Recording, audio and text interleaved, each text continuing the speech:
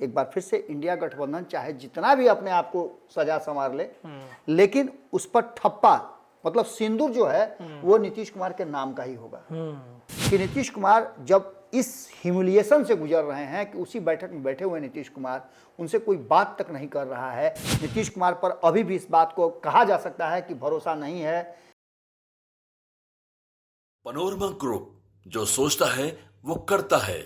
नमस्कार, भारत लाइव देख रहे हैं आप और ये रातों रात है। देखिए, रातों रात का कॉन्सेप्ट हालांकि चेंज तो किया है हमने, लेकिन कुछ ऐसी राजनीतिक घटनाक्रम हो गई है रातों रात जिसे आप तक सुबह सुबह बताना बेहद जरूरी हो गया है। क्योंकि कल देखा आपने किस तरीके से इंडिया गठबंधन की चौथी बैठक ने देश भर की राजनीति में खलबली मचा दी है।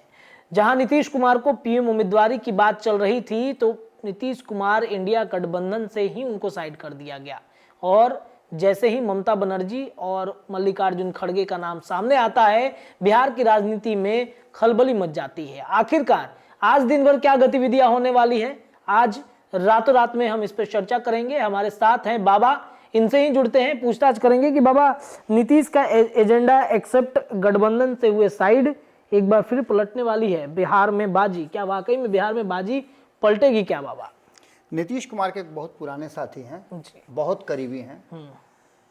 उन्होंने जैसे ही ये मीटिंग खत्म हुई, आप तो बैठे हुए थे ही, जी। उन्होंने एक फ़ोन किया।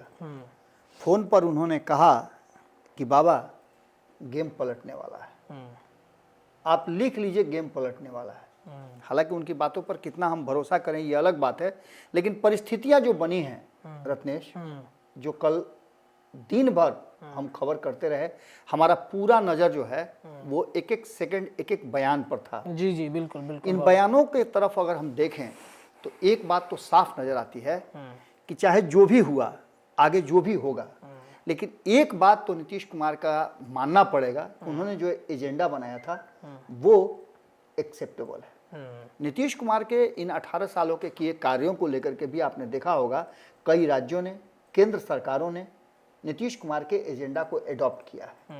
एक बार फिर से इंडिया गठबंधन चाहे जितना भी अपने आप को सजा संवार ले, लेकिन उस पर ठप्पा मतलब सिंदूर जो है वो नीतीश कुमार के नाम का ही होगा। जो एजेंडा हमने देखा है, हमने तो 10-12 एजेंडों पर बातें चर्चा की ही, लेकिन जो मुख्य एजेंडा है वो सारा एजेंडा लगभग नीतीश कुमार का दिया हुआ है, और ये डे 1 से नीतीश कुमार दे रहे हैं। आज भी जब हम बात करने बैठे हैं तो 24 घंटा भी नहीं लग हुआ है, नीतीश कुमार ने मीटिंग से निकलते हुए सबसे पहली बात यही कही है कि सब कुछ ठीक होगा, हम सीट शेयरिंग का फार्मूला तय कर लेंगे। और एक बार फिर से जो हम बार बार कह रहे हैं, तारीख पे तारीख 31 तारीख का फिर से डेडलाइन तय किया गया है कि सीट शेयरिंग का फार्मूला तय होगा। इसके अलावा और बहुत सारी बातें हुई, 28 दल इसमें शामिल हुए थे, 8 से 10 संयुक्त बैठकों की बात की गई है, और कहा गया है कि राज्यवार सीट शेयरिंग का फार्मूला तय किया जाएगा। हम इन सारी बातों पे चर्चा करेंगे, लेकिन सबसे जरूरी चर्चा ये है कि जब नीतीश कुमार का एजेंडा एक्सेप्ट है तो नीतीश कुमार क्यों उस गठबंधन से दूर हो रहे हैं। नीतीश कुमार को फिर जब इतने उनके एजेंडा पर सब लोग भरोसा कर रहे हैं तो नीतीश पर भरोसा क्यों नहीं? बिल्कुल, ये सवाल तो उठता है। निश्चित रूप से ये इतिहास के पन्नों पर निश्चित रूप से लिखा जाएगा, और नीतीश कुमार को सब कुछ जानता है कि उनको इग्नोर करके आप साथ नहीं रह सकते, नहीं चल सकते हैं साथ में। जब भारतीय जनता पार्टी ने इग्नोर किया है तब भारतीय जनता पार्टी को सत्ता से बाहर होना पड़ा है। क्या नीतीश कुमार को प्रधानमंत्री नहीं बनना था? अगर नहीं बनना था तो 2013 में नरेंद्र मोदी का नाम आने से क्यों बाहर हुए? ये सवाल आता है ना। बिल्कुल। बोर्ड लगा हुआ था, बैनर लगा हुआ था, क्या नीतीश कुमार के बिना चाहते इस राज्य में एगो पत्ता हिलेगा? अगर पत्ता हिल गया तो किस बात के मुख्यमंत्री? ये कोई अकस्मात तो हुआ नहीं था। उनके पुलिस है, प्रशासन है, किसने बैनर लगाया? इस बैनर को आप नहीं मानते हैं, किसी ने लगा दिया होगा। इतना आसान थोड़े किसी ने लगा दिया होगा, कोई प्रशंसक थोड़ी लगा सकता है। आपके पार्टी के लोग कह रहे हैं, यहां तक कि केसी त्यागी ने यह बात कही है।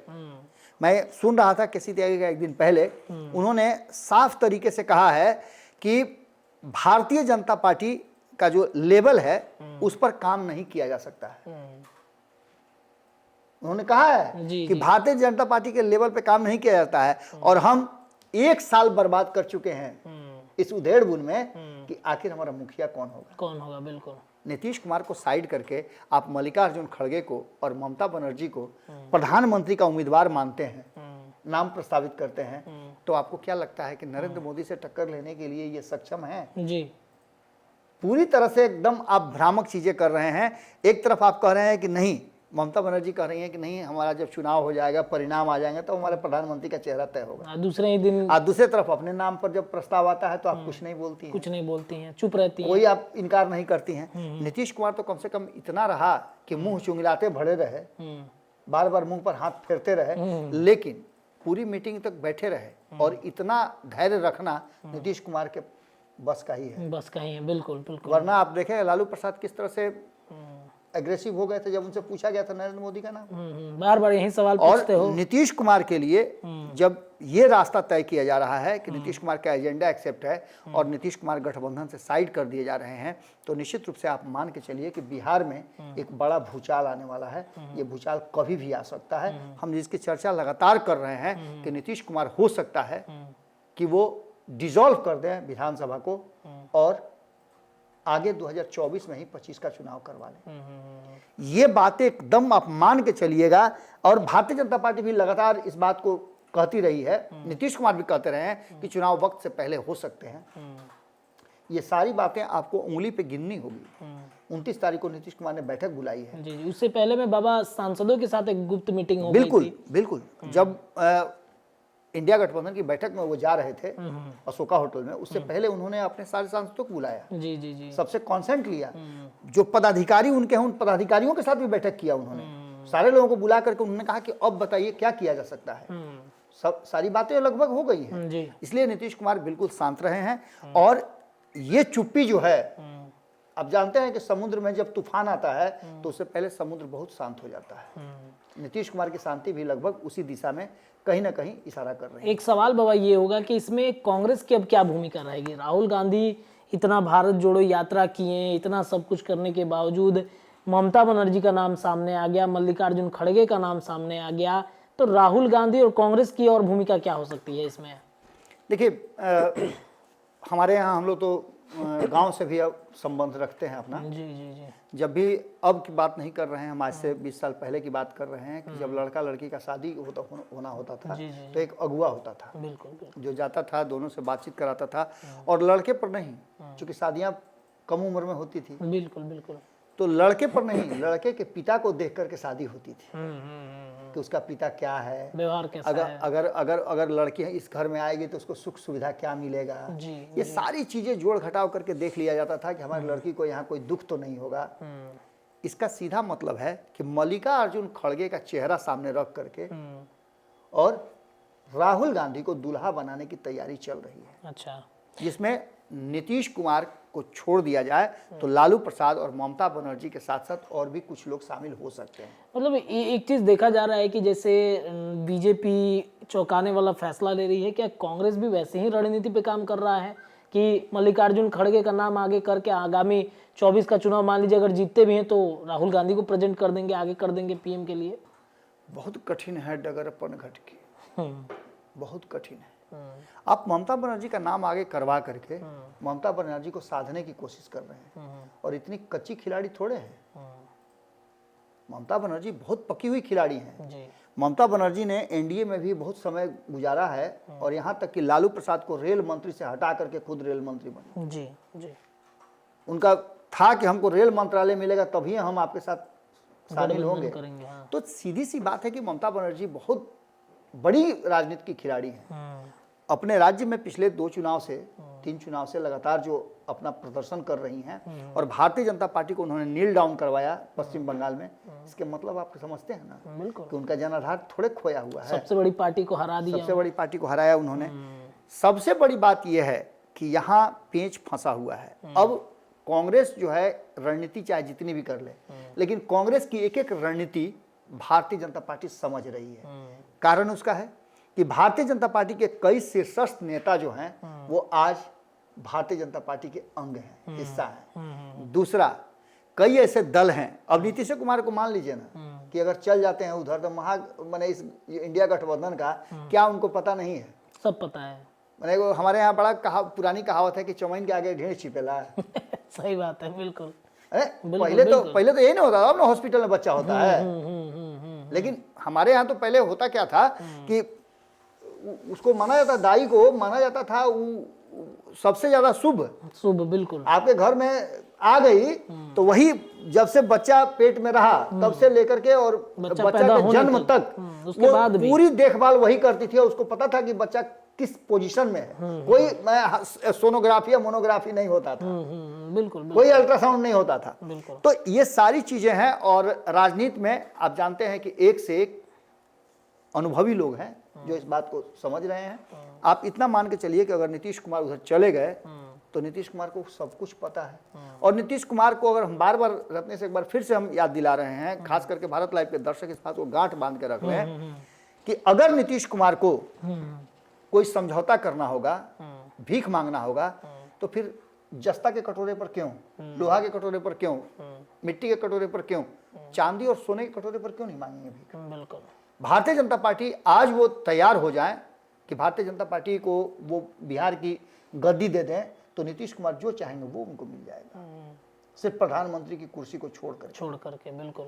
अब ऐसी स्थिति में आप समझ सकते हैं कि नीतीश कुमार जब इस ह्यूमिलिएशन से गुजर रहे हैं कि उसी बैठक में बैठे हुए नीतीश कुमार उनसे कोई बात तक नहीं कर रहा है। उनके बगल में लालू प्रसाद को बैठा दिया गया है, जिनसे 36 का आंकड़ा उनका पिछले कई महीनों से चल रहा है। ममता बनर्जी को बैठाया गया था, ममता बनर्जी को बैठाया गया है, ममता बनर्जी से उनकी बात नहीं हो पा रही है। इसका मतलब क्या है? यानी ममता बनर्जी और लालू के बीच में उनको बैठा दिया गया है। हमने एक खबर भी किया था कि 3 लोगों ने मिलकर के, आप ही ने शायद किया था खबर, जी, कि 3 लोग मिल करके एजेंडा पहले ही से तय कर लिए थे, सिर्फ उसकी घोषणा करनी थी। और उस घोषणा के पहले जो चेहरे नजर आ रहे थे वो साफ बता रहे थे कि कहीं ना कहीं सब कुछ पहले से तय है, सिर्फ उसकी घोषणा करनी है। पिछली 3 मीटिंग्स में भी यही हुआ है। जो लालू प्रसाद ने चाहा, जो कांग्रेस ने चाहा है, वही हुआ है। नाम का अनाउंसमेंट भी जिस तरह से कांग्रेस ने चाहा है उसी तरह से हुआ है। अब जो वर्तमान परिस्थिति बनी है उसमें साफ लग रहा है कि नीतीश कुमार को जिस तरह से इस गठबंधन से एकदम साइड करके कोने में रख दिया गया है, नीतीश कुमार कभी भी कोई बड़ा फैसला ले सकते हैं। 29 तारीख का इंतजार कीजिए। हम लोग पहले भी खबरों में बता चुके हैं कि 29 तारीख आप इंतजार कीजिए। कहीं ना कहीं बिहार की सूरत एक बार फिर से बदलती हुई दिखाई दे रही है। और जहां तक आप प्रश्न पूछ रहे थे जी कि आगे का एजेंडा क्या होगा, तो ये मान के चलिए कि नीतीश कुमार का जो फॉर्मूला था कि एक सीट पर एक आदमी लड़ेगा। जैसे एनडीए का अगर एक उम्मीदवार के सामने इंडिया का भी एक उम्मीदवार ही उतारा जाएगा और सभी मिलकर उसकी मदद करेंगे। हमने आपको ये भी बताया ही कि 8 से 10 संयुक्त बैठकें की जाएंगी जिसमें और सारे एजेंडों पर मुहर लगेगी। 30 जनवरी से लगातार रैलियों की बात की जा रही है, रैली की जाएगी, संयुक्त रैली की जाएगी। इसके साथ साथ मल्लिकार्जुन खड़गे ने यह भी कहा कि जो भी बातें करनी होगी उस फोरम पे करना होगा। चेहरा कौन होगा लगभग ये तय हो चुका है, जिसके लिए असमंजस की स्थिति बनी हुई थी कि नीतीश कुमार होंगे। नीतीश कुमार पर अभी भी इस बात को कहा जा सकता है कि भरोसा नहीं है। नीतीश कुमार अभी भी संदेह के घेरे में हैं। नीतीश कुमार का अब अगला रोल क्या होगा ये कोई तय नहीं कर पाया है। इसके साथ साथ कांग्रेस की भूमिका क्या होगी ये भी लगभग तय है कि लीड तो कांग्रेस ही करेगी। सीट शेयरिंग के समझौते के लिए डेट तय ही कर दिया गया है। उम्मीदवारों का नाम भी नीतीश कुमार ने कहा था कि 1 महीना अभी मैंने तय कर लीजिए, 6 महीना पहले तय कर लीजिए। इस पर भी लगभग मुहर लगती हुई दिखाई दे रही है, लेकिन नीतीश कुमार पर मुहर नहीं दिखाई दे रही है। मैं बार बार जब नीतीश कुमार की तस्वीर उस बैठक की देखता हूं मैं, तो मुझे कहीं ना कहीं एक असहाय व्यक्ति नजर आ रहा है जो कहीं ना कहीं लोगों के बीच में फंसा हुआ है। और हम पहले भी बता चुके हैं कि नीतीश कुमार को कहीं ना कहीं फंसाने की, उलझाने की कोशिश की जाएगी। लॉलीपॉप वाली बात भी हमने कही थी, आपको याद होगा। मैंने खूटा में लॉलीपॉप की बात कही थी कि नीतीश कुमार को लॉलीपॉप चुसाया जाएगा। वो लॉलीपॉप उनको दे दिया गया है और नीतीश कुमार की पूरी रणनीति, पूरा जो उनका योजना था उसको एडॉप्ट कर लिया गया है और नीतीश कुमार को साइड कर लिया गया है। अब देखना दिलचस्प ये होगा कि नीतीश कुमार आगे करते क्या है। चलिए, तो नीतीश कुमार की आगे की रणनीति क्या होगी इस पर कहीं ना कहीं अब मंथन शुरू हो जाएगा। जैसा कि बाबा बता रहे हैं कि नीतीश कुमार के पुराने साथी और बेहद करीबी ने दावा कर दिया है कि 29 तारीख आते आते नीतीश कुमार कुछ बड़ा फैसला कर सकते हैं, तख्ता पलट हो सकता है। क्या वाकई में ऐसा होगा क्या, या फिर नीतीश कुमार कुछ अलग रणनीति पर काम करेंगे? रातों रात में हमने आपको बता दिया। बीते रातों रात क्या कुछ राजनीतिक घटनाक्रम हुए हैं। चर्चाएं ऐसी ही लगातार होती रहेंगी। फिलहाल भारत लाइव के इस वीडियो में इतना ही। बहुत बहुत धन्यवाद। अगर ये वीडियो पसंद आई और वह बिहार के राजनीति और बिहारियत से सरोकार रखेनी तो सब्सक्राइब बटन दबा के चैनल के सब्सक्राइब कर ली। ओजे एगो घंटी बा, ओकरा बटन दबा देला से कुल सटीक और मारक खबर रुआ मुफ्त में मिल जाई। अगर रुआ पत्रकारिता के हमनी के नया प्रयोग में सहयोग कर चाहतानी तो ज्वाइन बटन दबा दी। पेटीएम नंबर नोट कर ली 9386816700। धन्यवाद।